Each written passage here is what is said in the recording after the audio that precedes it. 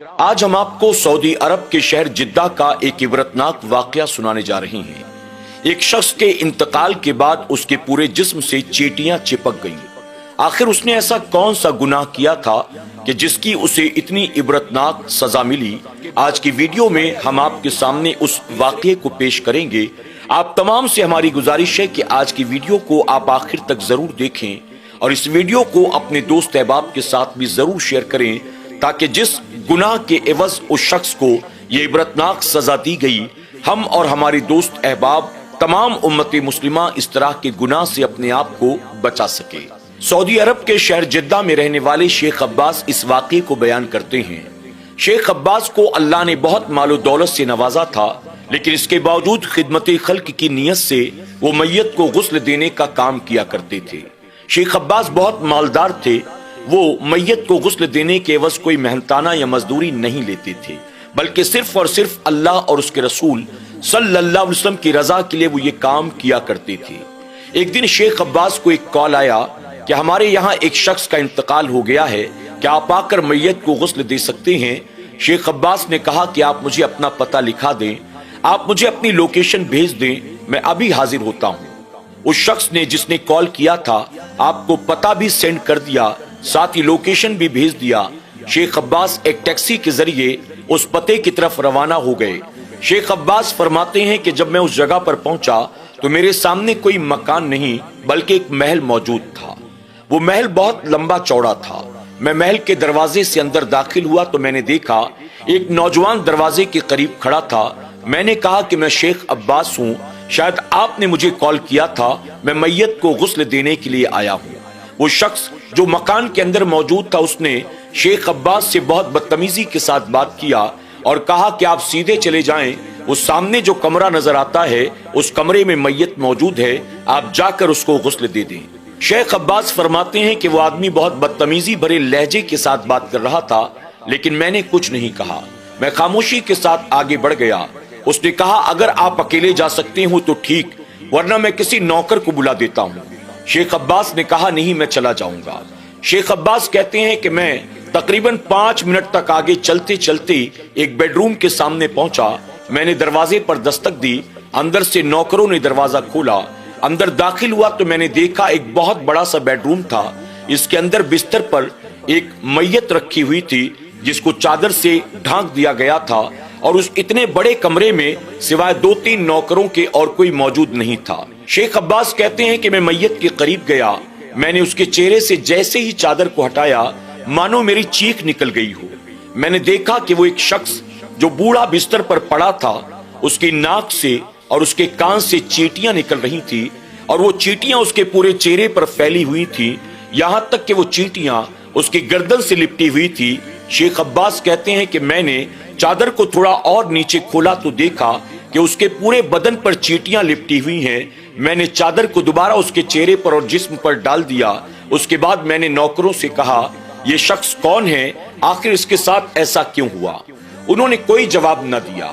میں نے کہا کیا اس کا بیٹا یہاں موجود ہے یا کوئی رشتہ دار یا کوئی خاندان کا افراد؟ انہوں نے اس پر بھی کہا یہاں اس کا بیٹا یا اس کے گھر والے موجود نہیں ہیں۔ شیخ عباس کہتے ہیں کہ میں میت کو غسل دینے کے لیے وہاں تک پہنچ تو گیا تھا، لیکن اس میت کو غسل کیسے دوں میری سمجھ میں نہیں آ رہا تھا۔ میں نے اپنے ایک ساتھی کو کال کیا، وہ بھی میت کو غسل دینے کا کام کرتا تھا۔ میں نے اس سے کہا کہ تم میری مدد کے لیے یہاں آ جاؤ، اس میت کو اکیلے غسل دینا یہ میرے بس کی بات نہیں ہے۔ آپ کے ساتھی نے جواب دیا میں اس وقت ایک دوسری میت کو غسل دینے کے لیے جا رہا ہوں، اس لیے میں نہیں آ سکوں گا۔ شیخ عباس پریشان تھے کہ میں اس میت سے چینٹی کو کیسے دور کروں، آخر اسے غسل دوں تو کیسے دوں۔ شیخ عباس نے ایک عالم دین کو کال کیا اور ان سے میت کے غسل کا مسئلہ پوچھا کہ ایک میت ہے جس کو چاروں طرف سے چینٹیاں لپٹی ہوئی ہیں، آخر میں اس میت کو غسل کیسے دوں؟ تو عالم دین نے جواب دیا آپ مجھ سے میت کے غسل کے تعلق سے کوئی بھی مسئلہ پوچھ سکتے ہیں، آپ کسی طرح کی بھی میت کے غسل کا مسئلہ مجھ سے پوچھ سکتے ہیں، لیکن وہ جنازہ جس سے چیٹیاں لپٹی ہوئی ہوں آخر اسے غسل کیسے دینا ہے یہ نہ میں نے کبھی پڑھا نہ میں نے پہلے کبھی سنا، اس لیے میں تمہاری مدد نہیں کر سکتا۔ شیخ عباس فرماتے ہیں کہ اب میں پریشان تھا، کروں تو کیا کروں؟ آخر کار میرے ذہن میں خیال آیا میں نے बाथरूम में जो बाट टब मौजूद था उसको पूरी तरह से पानी से भर दिया। उसके बाद नौकरों की मदद से मैंने चादर के साथ उस मैयत को उठाया, ले जाकर टब के अंदर डाल दिया। जब टब के अंदर डाला तो चींटियां ऊपर तैरने लगी। हमने मिलकर वहां से चींटियों को निकाला, फेंका। उसके बाद मैयत को बाहर निकालकर हमने लिटा दिया। दोबारा टब को पानी से भरा, फिर मैयत को दोबारा उसके अंदर डाला, फिर चींटियों से वो टब भर गया। हमने 3-4 मरतबा इस तरह से टब को साफ किया, पानी से भरा, मैयत को उसमें लिटाया। जब चींटियां तैरने लगती तो हम उन्हें निकाल कर फेंकते, पानी को साफ करते, दोबारा टब में पानी भरते। 3-4 मरतबा इस तरह करने के बाद शेख अब्बास कहते हैं हमने मैयत को ले जाकर बिस्तर पर लिटाया, उसके बाद उसके बदन पर खुशबू को मला, उसके बाद उसको कफन पहनाया। यानी मैयत को मैंने पूरी तरह से गुस्ल देकर कफन पहना दिया और फिर इजाजत लेकर वापस पलटा। जब मैं चला तो दरवाजे के करीब वही नौजवान खड़ा था। मैंने उससे कहा मैंने मैयत को गुस्ल दे दिया है, अब मैं इजाजत चाहता हूँ। उसने कहा आप सामने ड्राइवर के कमरे में चले जाएं, वहां पर खाना तैयार है, आप खाना खा लें। शेख अब्बास कहते हैं मैंने उससे मना किया। उसने बदतमीजी वाले लहजे में कहा आप पैसा भी नहीं लेते, कम से कम खाना तो खा लीजिए। तो शेख अब्बास ने उस शख्स से कहा मैं ये काम सिर्फ अल्लाह की रजा के लिए करता हूँ, न खाने पीने के लिए करता हूँ, न माल दौलत के लिए करता हूँ। ये कहकर शेख अब्बास फरमाते हैं इजाजत लेकर मैं कमरे से बाहर निकला। मैं जब बाहर आया मैं टैक्सी का इंतजार कर रहा था।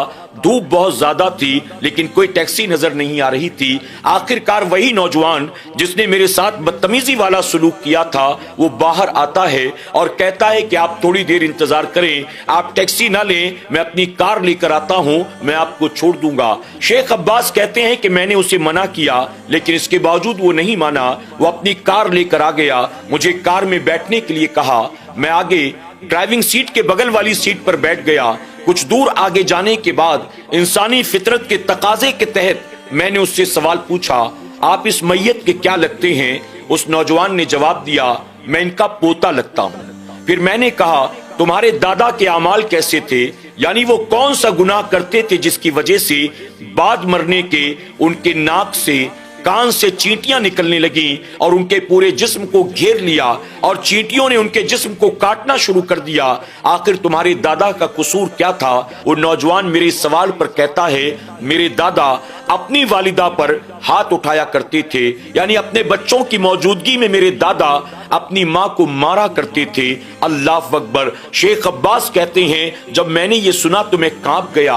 हम सऊदी अरब की सरजमीन पर रहने वाले लोग हैं, हम उस जमीन के रहने वाले हैं जहां अल्लाह के प्यारे महबूब सल्लल्लाहु अलैहि वसल्लम जलवा अफरोज हुए, जहां अल्लाह के प्यारे महबूब सल्लल्लाहु अलैहि वसल्लम ने अपनी पूरी जिंदगी गुजारी, जहां अल्लाह के प्यारे महबूब सल्लल्लाहु अलैहि वसल्लम आराम फरमा है, जहां से पूरी दुनिया में इस्लाम का पैगाम पहुंचा है। हम उस जमीन पर रहते हैं लेकिन अपनी माँ का एहतराम नहीं करते, जबकि हमारे प्यारे आका सल्लल्लाहु अलैहि वसल्लम ने हमें 1450 साल पहले फरमाया औलाद की जन्नत माँ के कदमों के नीचे हुआ करती है। आखिर सऊदी अरब में रहने वाला कोई बेटा अपनी माँ पर हाथ उठाता हो, मैंने कभी सोचा भी नहीं था।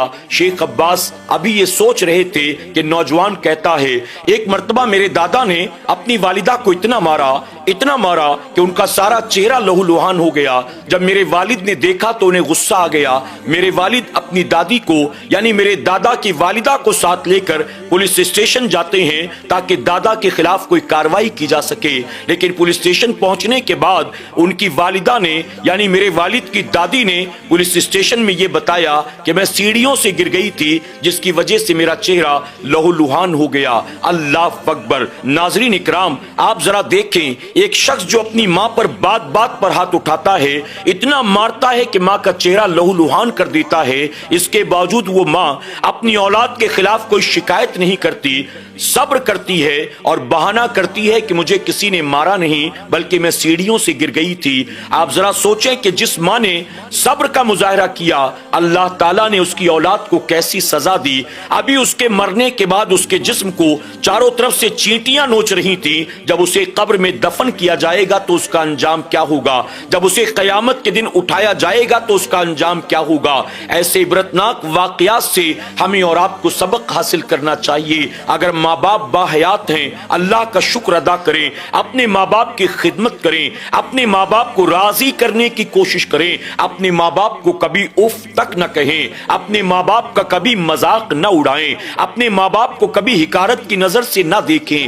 اور اگر ماں باپ دنیا سے رخصت ہو چکے ہیں تو اپنے ماں باپ کے لیے صدقہ جاریہ بنیں، اپنے ماں باپ کی قبر پر پہنچ کر فاتحہ پڑھیں، اپنے ماں باپ کے لیے ایصال ثواب کرتے رہیں۔ یقیناً دنیا کی تمام نعمتوں میں والدین اللہ کی بہت بڑی نعمت کا نام ہے۔ اللہ ہمیں اپنے والدین سے محبت کرنے، ان کا احترام کرنے، ان کی خدمت کر کے اپنی دنیا اور آخرت کو سنوارنے کی توفیق عطا فرمائے۔ آمین یا رب العالمین۔